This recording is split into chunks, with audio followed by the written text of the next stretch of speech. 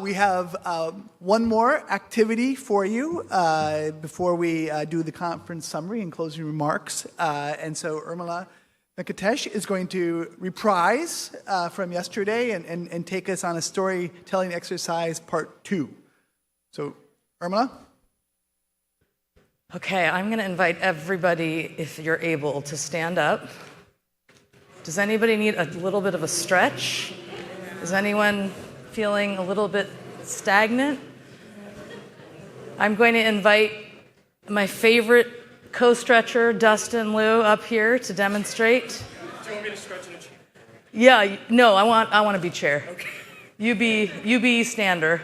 So for those for whom it's accessible, you can stand. If it's not, I'm going to demonstrate in a chair what we are going to do. This is called the coconut stretch. Actually, get on stage. I'm okay. Come on. I know, poor thing. He's so mad at me right now. He's so mad at me. Okay, I'll do it. Okay, so I'm going to ask us to spell the word coconut with our bodies to the best of your ability, just to get our blood flowing. So if you all remember, it starts with a C, and I'm going to go like this. And really take advantage of it. This is your only stretch. Okay, comes next is the O. Nice big O, big round O. Thanks, Dustin. I'm going to make another C over here. Come back to O. What are we going to do for the N? How about just a hunch over, touch your toes, or just look at them. And then we'll take the U back into this hello sky moment. And let's end with a T, the anti-laptop stretch. Stretch it way back, maybe do a couple of circles, a little flying coconut. Okay, great. The flying coconut is a thing in Miami? Why didn't you tell me in advance? I would have brought some. Okay. All right, while you're standing, thank you for doing that while you're standing. So thank you for having me back. As you know, I like to do awkward kindergarten-like things with large groups.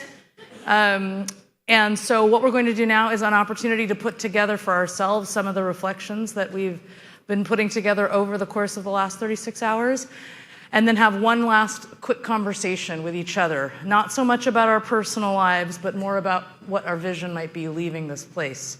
So in order to do that, because I'm all the way over here and people are so far away, I'm going to request that for those of you who are in the back, there are some very exciting prizes up here on the tables in the front that I can't tell you about.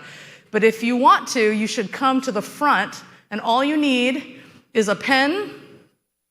You need your folder, and even if you don't have your folder, thank you, thanks. Just bring this sheet that says Day 2, Story of Self, Us Now. And, there should be a little white card somewhere on your table or on another table. So I encourage you to bring that up here. So I'm going to give you a moment. I'm also going to ask you to maybe leave your devices at home, at your home table. That might change who's coming up here or not. I know, I recognize that. If you're so brave and willing, find a seat even closer to me. Bring a card, bring a pen, and bring the handout that says Day 2 on it. Thank you.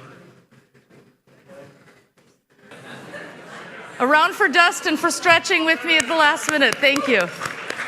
I always put him on the spot, and he still stays my friend. All right. Okay, so here's what we're going to do, folks. I'm borrowing from Marshall Ganz's work on the story of self, us, and now, the idea of a public narrative. For the last 2 days, we've been talking about the story of ourselves. What story do we want to tell, whether it's the Learning Well Coalition now, or it's your own work on your campuses. So I want this to be an opportunity for those still present here to get a chance to figure out, if yesterday was about the story of how I got here, what is the story that I want to tell going forward? So I want you to think, I'm going to give you a couple of questions, and I'm going to give you a brief activity that you will do individually. So Consider now, what is the story of you, but also you within the context of your team, your institution, the constituents whom you serve, and what are the outcomes that you're desiring for them? And in this case, I mean specifically around well-being, like well-being for ourselves, both in and beyond and outside of the walls of our college and university settings. So, what's the well-being story that you would really like to be telling? Now, I want you to think about maybe a student whom you aim to support. And some of you, I recognize, are not working directly with students. So if you're a consultant working with faculty or administrators. But ultimately, we are here in service of our learners. So if you could channel, if there was one learner, a persona or a group of learners or a particular identity that is really important to you, imagine just now, right now, that you're having a conversation with them and you're basically getting to know a little bit about what their needs are right now. So I want you to be thinking like, okay, right now in my position, in my team, at my institution, between now and the next 1 to 2 years, like here's who that person is, like here are the needs that I'm hearing about, here are the problems that I'm trying to solve. So before we go on, what you're going to do with that little card is on one side of it, I just want you to draw, I just drew a little stick figure here.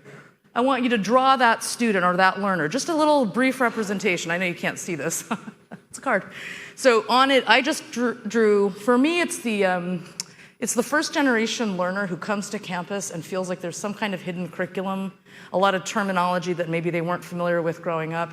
I noticed this especially with concepts like office hours. Like, I didn't know that you could go and talk to faculty necessarily, that they were available. I thought office hours was maybe a test or something, right? So I started to notice that my own class and educational privilege really blinds me to knowing what is it like to not know what the hidden context and curriculum is of a college experience. So I have put this person here with a heavy backpack, kind of hunched over, not really wanting to draw attention, just a lot of question marks. So that's going to be the person that I'm thinking about, whose well-being I'm interested in supporting over the next 1 to 2 years as I develop my efforts, okay? So I just mean stick figure, maybe a little symbol. Just take a minute and draw the person that you're trying to support or the person whose well-being you are really caring about right now.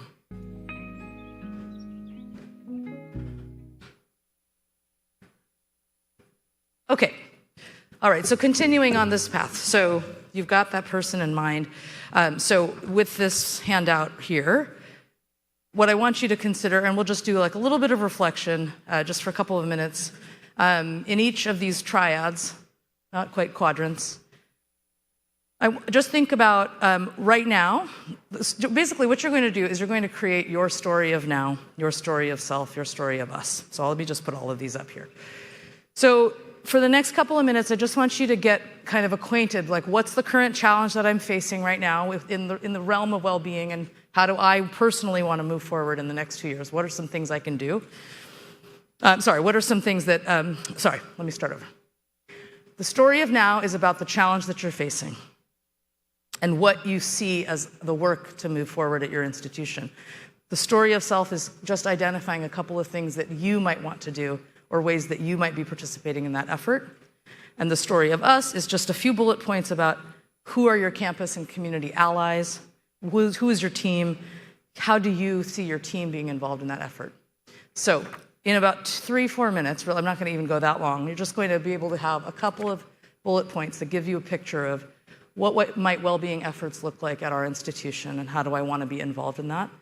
Think back to all the sessions that you've heard. Are there specific ideas that you've heard? Are there books you want to read? Are there models you want to try? So take a few minutes and just get into this space of like what might happen in the next couple of years. Okay, great. All right, go ahead and put your pens down wherever you are is good. So here's what we're going to do now. I'm going to have you do just in silence individually. Now I would like you to move to the future in your head. Okay, it's now 2035. Just sit with that for a second. I want you to think about yourself somewhere on your campus or your workspace that represents the great work of flourishing and well-being. Like, where does that happen? Is that your office? It could be in your building.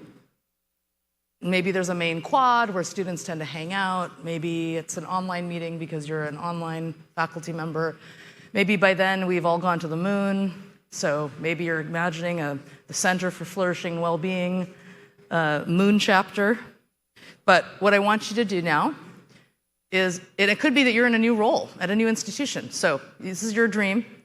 But 10 years from now, I want you to imagine that student that's on your card that you drew, right? Now fully supported by your efforts. Okay, so what I'd like you to do first is just, if you feel comfortable, go ahead and close your eyes, or just gaze kind of forward where it feels comfortable to look. Close your eyes or gaze forward and just channel this person. This person is with you in that space, that beautiful space of flourishing. That student is now feeling fully supported, well-being fully intact.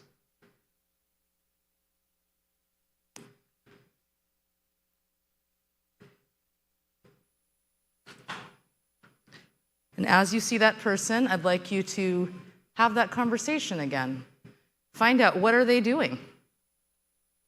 What is their day at your university or college like?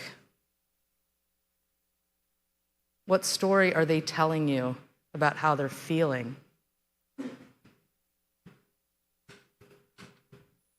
What are they seeing on your campus?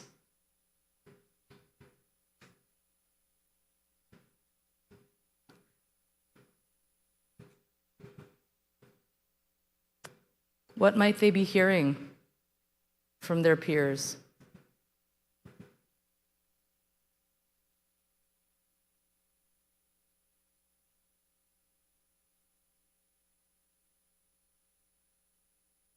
When you ask them, how are you doing? And they say, I'm doing well.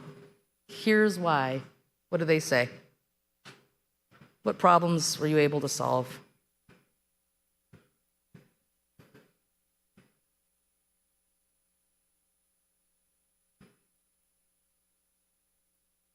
Okay.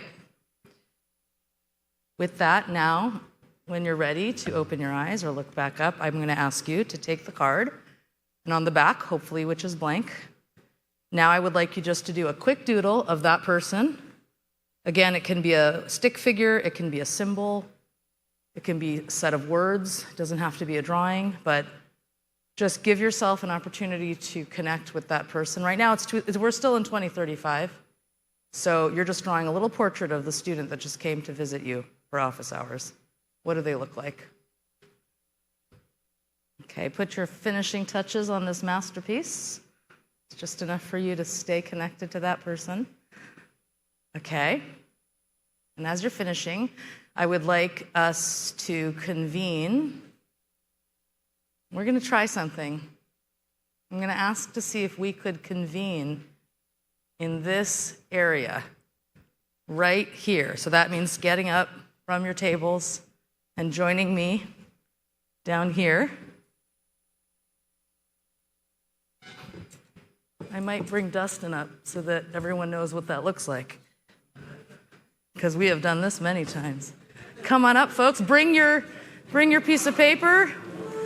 It's 2035, so I don't know what that means. Maybe we move faster, I don't know. Maybe we move slower. Come on up. Thank you. I love you. Come on up, guys.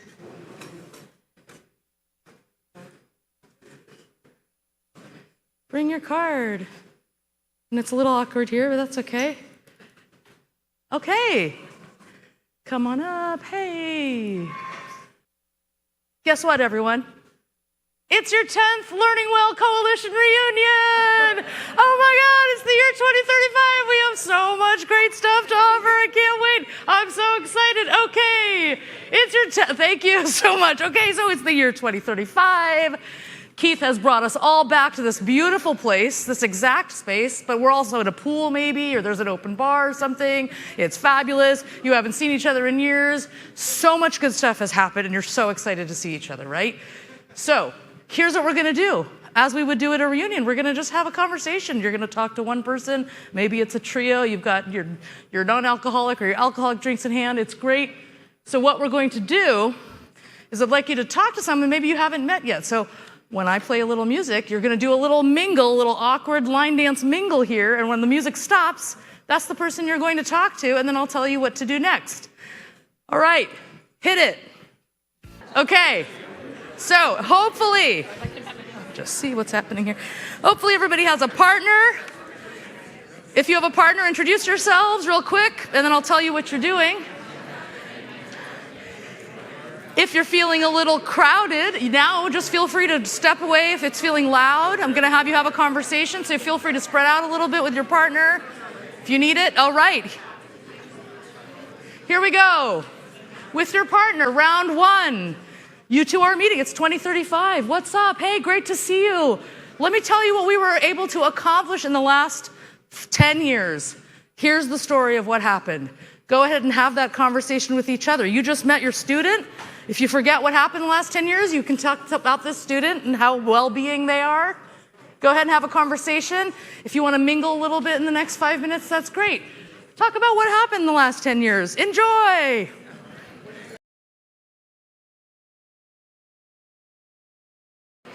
That's your new partner. Feel free to get into a trio, that's okay. Let me tell you what round two is about. If you need a partner, raise your hand. Okay, let me tell you about round two. Okay, something surprised us in the last 10 years. There are things that we wrote down on our little plans, but plans don't always go according to plan. So we didn't expect a couple of things, but we were able to respond in this particular way. Introduce yourselves, keep drinking, enjoy. And feel free to mingle. Okay.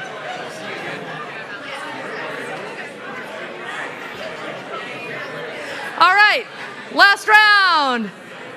If you're talking to the same person, that's okay. Maybe bring a third person in. Here is the final round. It's the end of the night. You know, you're tired. You're finally like letting yourself really just let it all hang out, and you're sharing.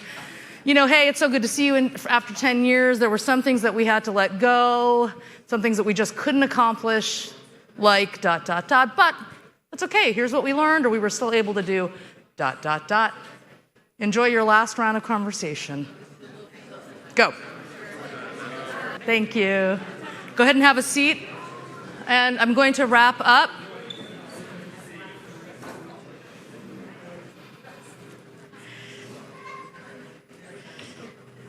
Okay, we won't be doing this partner exercise, so let me just share with you what I think might be the most important thing. So on the back of that sheet are some questions I offered.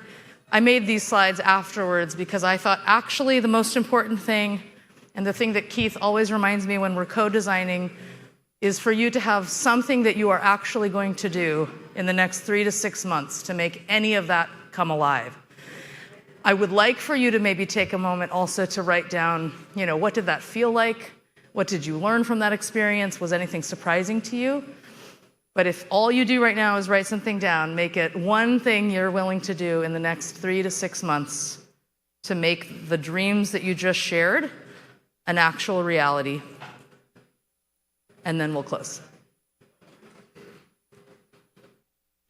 I just want to thank you all. Really, I really learned a lot from doing this with all of you, and thank you for being so game. And I just want to say thank you in particular to all of the CTE staff, and to Keith and to Rick in particular for taking a chance on me. It's been a really, it's been a great pleasure. So good luck with your visions. I'd love to hear how they go. You can tell me about them at my email address.